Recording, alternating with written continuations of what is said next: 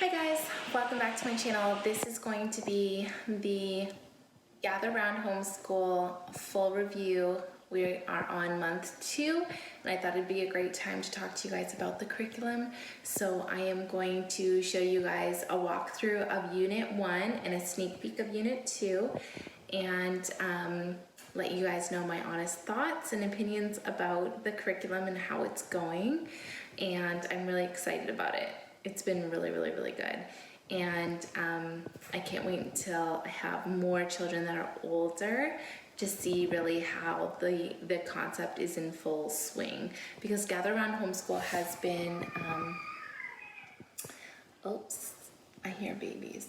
Gather Round Homeschool is designed so that you have multiple children at different ages and skill levels, but you're still able to teach them all at the same time, reducing the need to have multiple books and multiple one-on-one times where you're stretched so thin and overwhelmed with all of the different curriculums and books and styles and all of that. It's to really gather everyone around and make it as simple as possible. So I'm excited to see where the curriculum takes us in the future, but this is my honest opinion about how it's working with just one kiddo who's a pre-reader. So she does have different grades, levels, not based on age, but based on skills. So I like that because you can have a kid who's advanced or you can have a kid who is behind. So yeah, here are my thoughts. To review 3 units actually. So I recorded the introduction to this curriculum review and then a lot of time went by and we've been super swamped. So I thought I would film now when my kids are sleeping. Hopefully they stay sleeping during this. And I apologize if you can hear my dryer in the background, but I'm going to show you all 3 units. So Gather Round Homeschool, you can choose to purchase the digital or printed curriculum from Rebecca directly. So I got the digital and I purchased the 1 student bundle. So it comes with a teacher's guide and it comes with a notebook of your choice. So you can choose between the different levels of skill. So pre-reader is recommended for age 4 to 5. So that is the one I grabbed. So all 3 units I purchased digitally and I kind of did something different with each one. So because I got the digital PDF files, I had to decide how I wanted to present the material to my daughter. So the first month, which is the North American Birds unit, I chose to get it professionally printed by Staples. It was professionally bound. They have the gorgeous cover. They're beautifully printed in color on 28-pound cardstock, and it's gorgeous.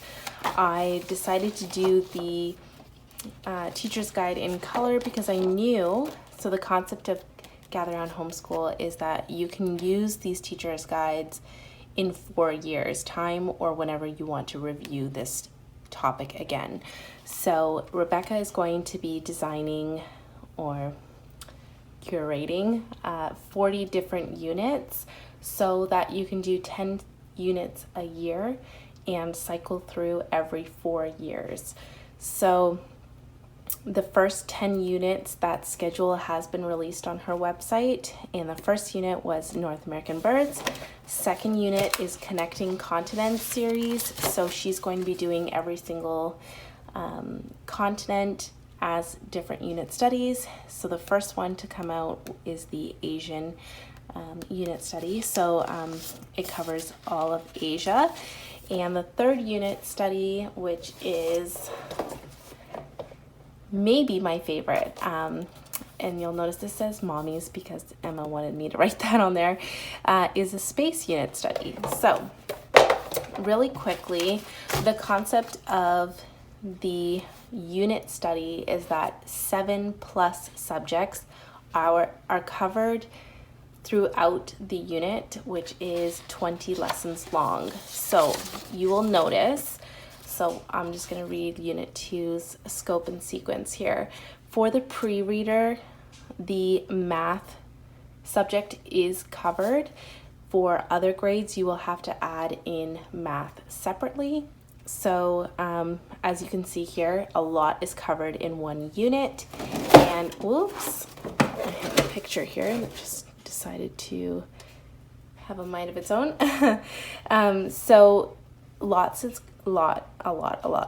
Ugh, sorry, it's late.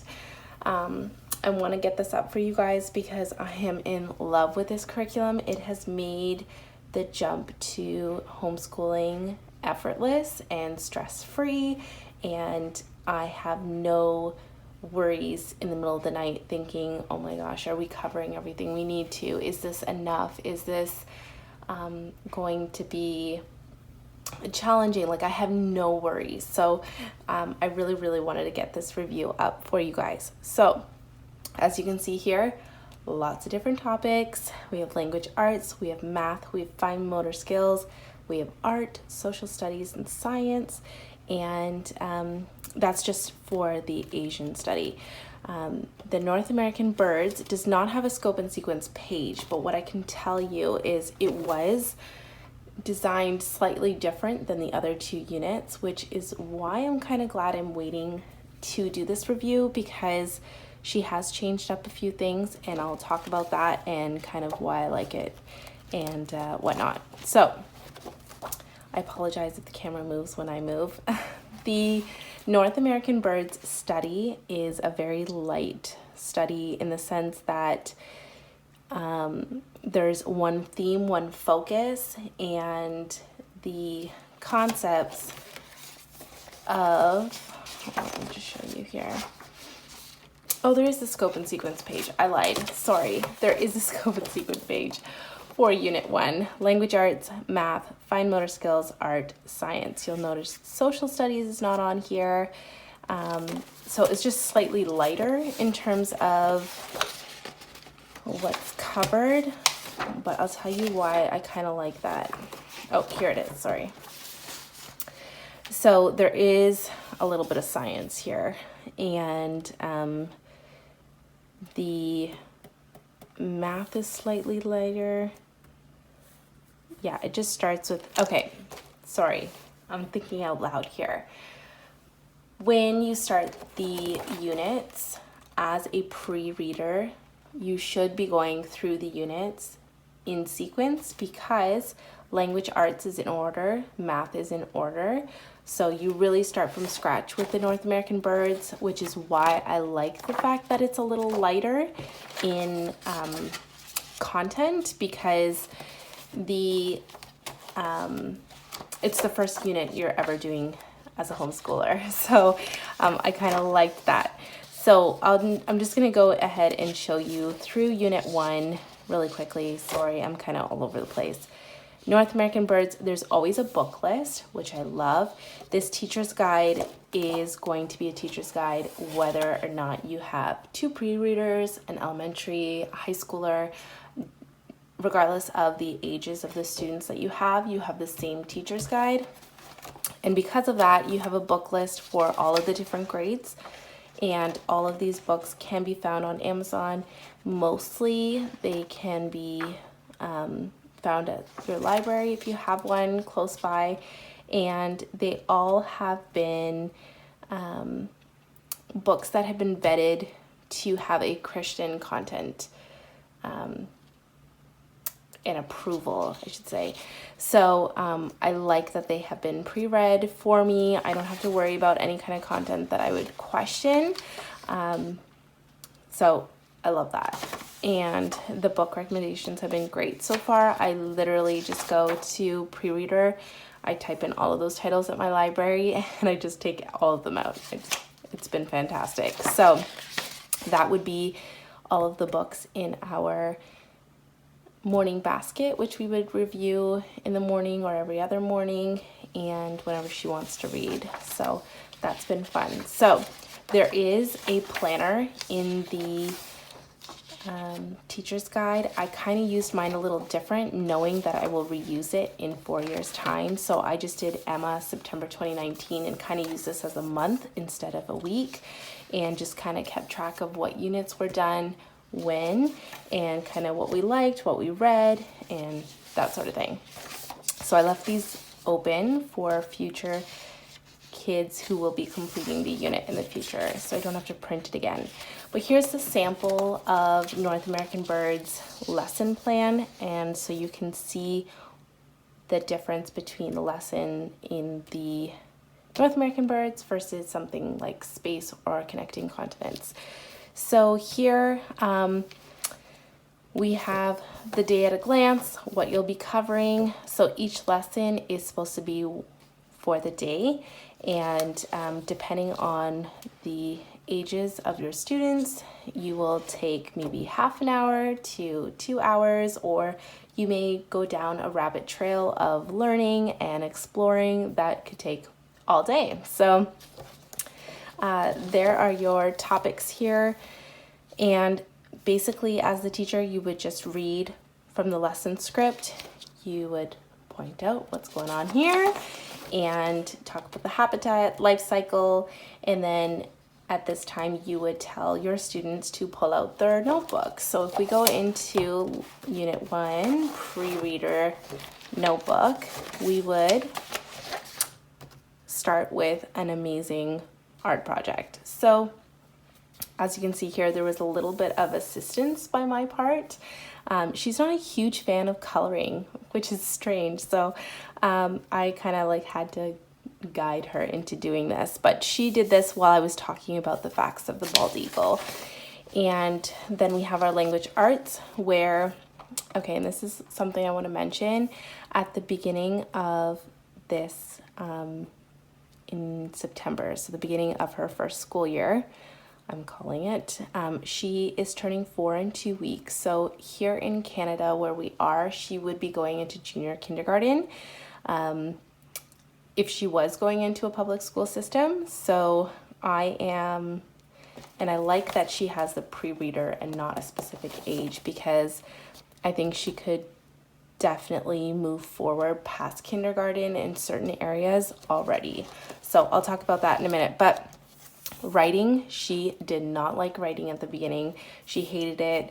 It was not pleasant for her. I had to bribe her, and then eventually she did it.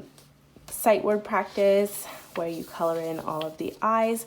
So in each unit, they're learning new sight words, and she can read, I'm getting ahead of myself, but there was a little booklet here you could cut out and staple together, and she reads the whole book. It's so cool. So, and previous to this, she did not have any reading experience or writing really.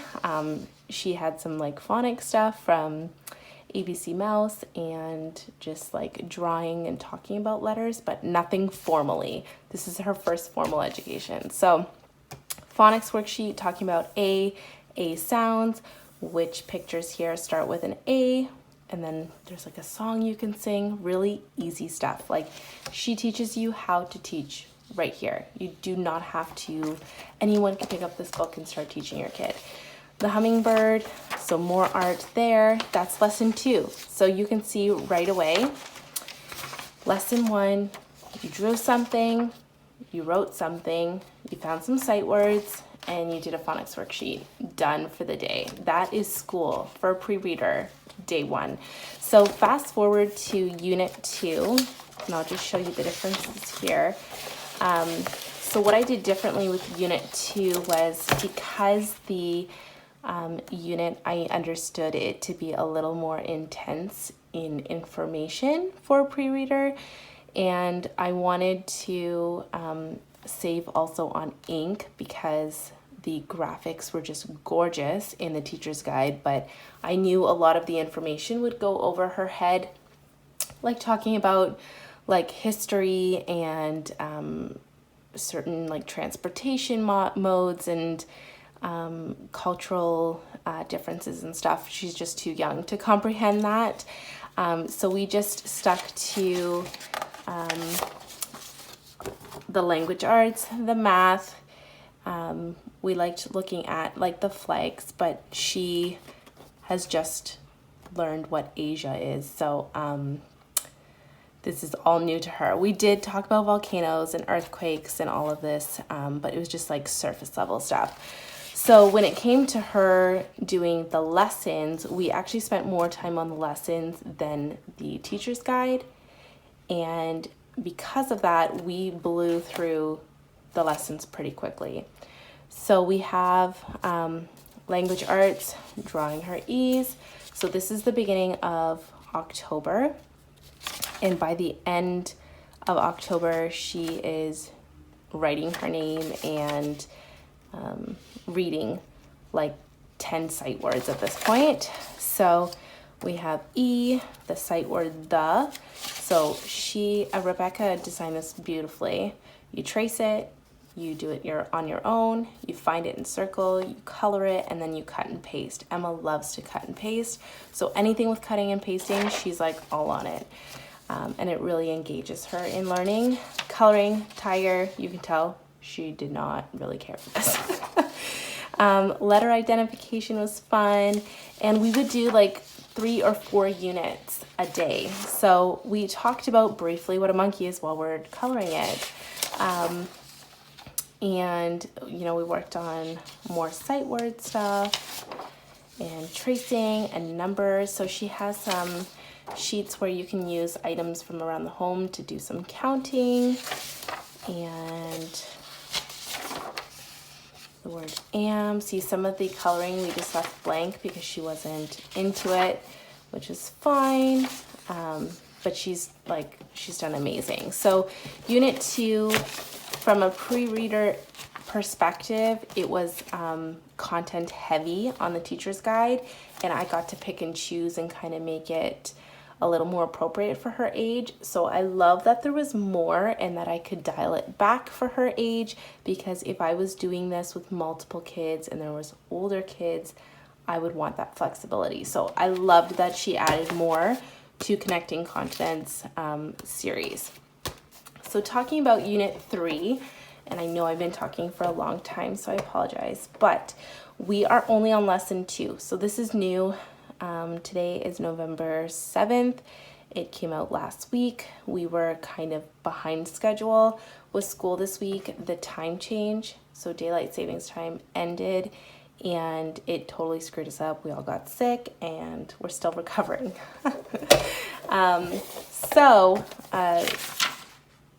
Oh, I forgot to mention, sorry, back up a little bit. Whoops, I'm moving the camera too much. It was content heavy and color heavy, so I decided to use the teacher's guide on my iPad digitally and then print hers mostly in black and white on my printer at home, and then odd pages in color where it mattered. And I just hole punched it and put it in her binder. So that saved me a lot of money compared to buying it from Staples printed and bound. This month, I decided to print the teacher's guide because it is just too pretty to not have physically, and I knew that space is a topic that engages Emma more so because it's a concept that we've talked about in the past. We have books about space, and she is very interested in planets and stars. So I wanted to have the guide physically so she could take a look at it. So same thing, here's the book list, pre-reader, early reader, all of the grades there. And then this is new for space, the supplies list. So each lesson does have different supplies that are needed. Like lesson 7, you need Oreos or a round cracker with like a spread in the middle, because there's a really cool lesson, spoiler alert, about learning the phases of the moon using Oreos. And like, what kid doesn't want to do that? So I'm excited to do that with her. And yeah, it just gives you a heads up. Hey, you'll need some aluminum foil for lesson 18. So the scope, and let's just look at the pre-reader notebook right here. The scope and sequence For Unit 3, so language arts, we're continuing with the letters of the alphabet, so 4 letters per month. We have our sight words 1, 2, 3, and have. So learning that numbers can also be words, and we're starting to do some poetry and more patterns, measuring. Oh, measuring is new, but patterns we're continuing, and fine motor skills. So cutting, she loves the cutting. Pasting, tracing, she loves that. Coloring pages, not so much, but we're going to be talking about colors of the rainbow, stained glass painting project, a solar system model. That's optional, but that's really cool. History of space, famous astronomers, and science. So all of the stuff that goes with science and space. So lesson 1, some language arts again, and then more language arts, and then we did this. Now she was getting really tired, she was just done. This is actually lesson 2, so I told her she didn't have to do it. We could save it for another day, and we kind of aborted halfway through this. So let me show you what the lesson plans look like, and you can kind of compare it to the lesson plan that I showed you in the North American birds. So lesson 1, introduction on space, lesson script, so same idea. You just read it enthusiastically, so you wouldn't just read it like in a monotone voice, but you said, have you ever stepped outside, Emma, and looked at the night sky? Close your eyes and imagine how it looked. And then we'll close our eyes. I'm like, huge open skies filled with beautiful stars and the moon's light shining down. And she was just like looking at the sky and just loving listening to my words and my questions, like where does it all come from? How far does the sky go? She loved that. And sorry, I skipped this part, but this is the day at a glance. So art, Vincent van Gogh, map work, copying, spelling, economics and reading and comprehension, and notebooking. So talking about what is astronomy, all of the different astronomers, and some of that did go over her head, so I just kind of summarized it, like, oh, there are people that study the galaxy, like the Milky Way and all of that. And she saw the telescope right away. I didn't even get there yet. And she said, oh, look, Mom, it's a telescope. So we just jumped to talking to that. I just followed her interest. We talked about the history of the telescope and skipped the history of astronomy. And of course, we talked about God's role with the universe, and we are using, I'm going to show you that in a second, more than words to kind of guide the dialogue in teaching her Christianity and faith and all of that. So that is lesson 1. And once you're done reading all of that, you can go to these sources. If you have an older child that you want to do some further research into, you can do that. There's an extension activity here, and then, of course, your student notebook. So if you have a child who's older, your student notebook is going to look a lot different than a pre-reader. There's going to be assignments where you'd have to write a little short essay, or like, what does this mean to you? Reflection. There's going to be no math in the notebook for older children. You will need to supplement that with a different curriculum. And I know Rebecca is working on doing a math curriculum as well. So that poor girl, she is hustling. She's going to be releasing curriculum for December. So after space, I believe it's connecting continents Europe, and then after Europe it's oceans, and I'm so excited for Europe and oceans.